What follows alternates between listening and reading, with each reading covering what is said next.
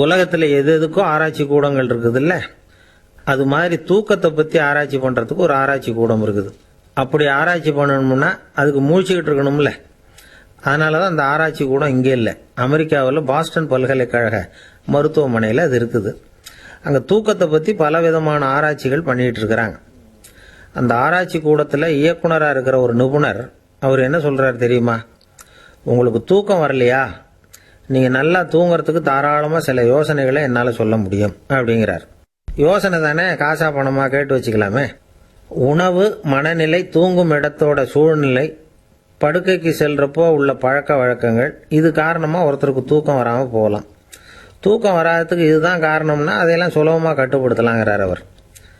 தூக்கத்தை வரவழைக்கக்கூடிய ஒரு நல்ல மருந்து உடற்பயிற்சி.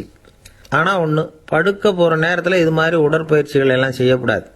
கொஞ்சம் முன்னாடி பகல்லையே இந்த பயிற்சிகளை செய்கிறது நல்லது. தூக்கம் வராமல் அவதிப்படுறவங்க பிற்பகல் நேரங்களில் காஃபி, டீ இது மாதிரி பானங்களை சாப்பிடக்கூடாது.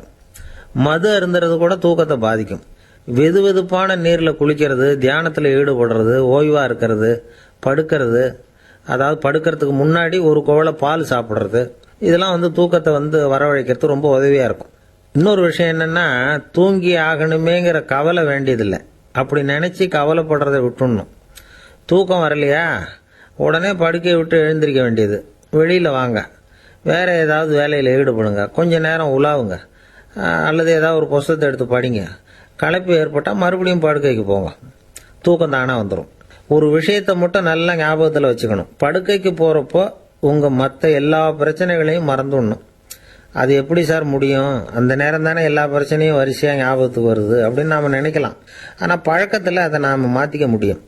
கொஞ்சம் முயற்சி பண்ணணும், அவ்வளோதான். இது எல்லாமே ஆராய்ச்சி பண்ணி பார்த்துட்டு அந்த நிபுணர் சொல்கிற கருத்து தான். இன்னொரு விஷயம் அவர் சொல்கிறார். அது என்னென்னா, உடல் கோளாறு காரணமாக தூக்கம் வராமல் அவதிப்படுறவங்களுக்கெல்லாம் இந்த யோசனைகள் சரியாக வராது அப்படிங்கிறார். அதுக்கெல்லாம் மருத்துவ சிகிச்சை கொடுத்து தான் சரி பண்ணணும். சில பேருக்கு நடு ராத்திரியில் மூச்சு திணறல் ஏற்பட்டு தூக்கம் வராமல் போயிடும். ஊரெல்லாம் தூங்குறப்ப தான் மட்டும் தூங்காமல் மூழ்கிட்டு இருக்கிறது, ஊரெல்லாம் மூழ்கிட்டு இருக்கிறப்ப தான் மட்டும் தூங்குறது, இது மாதிரி கோளாறுகளால் சில பேர் பாதிக்கப்படலாம். காலு தசை முறுக்கிக்கிறதுனால சில பேருக்கு அடிக்கடி விழிப்பு வரலாம். மன அழற்சி காரணமாக சில பேருக்கு தூக்கம் வராது. இது மாதிரி கோளாறுகளுக்கெல்லாம் அதுக்கு தகுந்த மாதிரி சிகிச்சை கொடுத்து தான் சரி பண்ண வேண்டியிருக்கும். எந்த கோளாறும் இல்லாமல் தூக்கம் வரலைன்னா ஆரம்பத்தில் சொன்ன முறைகளை கடைபிடிச்சு பார்க்கலாம்.